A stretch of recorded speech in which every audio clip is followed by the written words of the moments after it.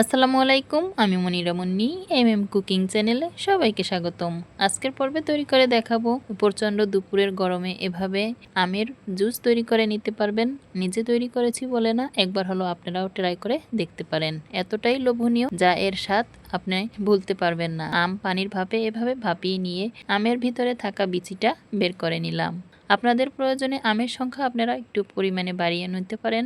আমের ভিতরের বিচি ফেলে দিয়ে কাক এভাবে চামচের সাহায্যে মেশ করে নিয়ে কিছুটা উপকরণ এখানে অ্যাড করে নিব। শুকনো মরিচ এভাবে আগুনে পুড়িয়ে নিয়ে হাতের সাহায্যে এভাবে গুঁড়া করে নিয়েছি। বিট লবণ প্রয়োজন মতো আর স্বাদ মতো চিনি অ্যাড করে দিয়ে ফ্রিজে থাকা ঠান্ডা পানি অ্যাড করে নিয়েছি।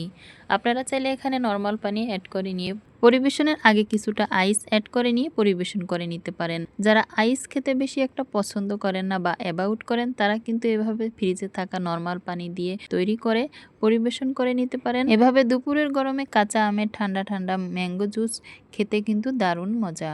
মন প্রাণ দুটোটাই ঠান্ডা হয়ে যায়। সবাই ভালো থাকবেন। আল্লাহ হাফেজ। দুপুরের গরমে কাঁচা আমের ভর্তা।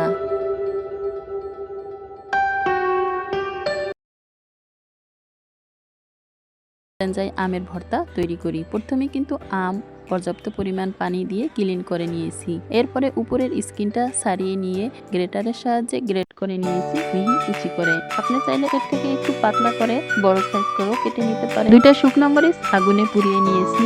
কাঁচা মরিচ ছোট করে কেটে নিয়েছি। আপনি চাইলে মরিচের সংখ্যাটা কমিয়ে বা বাড়িয়ে অ্যাড করে নিতে পারেন, যেভাবে ঝাল পছন্দ করেন। শুকনো মরিচের গোটা ছাড়িয়ে নিয়ে স্বাদ মতো লবণ দিয়ে হাত দিয়ে মেখে গুঁড়ো করে আমের সাথে মেখে নিয়ে স্বাদ মতো চিনি অ্যাড করে দিয়ে শক্ত হাতে নরম করে মেখে নিলেই তৈরি হয়ে যাবে কাঁচা আমের ভর্তা। এরপরে পরিবেশনের পালা। যে যেখান থেকে দেখছেন ভালো থাকবেন।